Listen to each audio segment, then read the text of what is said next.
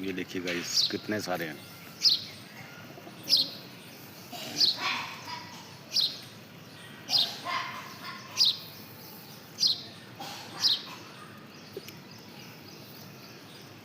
कोशिश कीजिए, अगर मौका मिले तो आप भी खिलाइए बेजुबान पक्षियों को, खाना खिलाइए।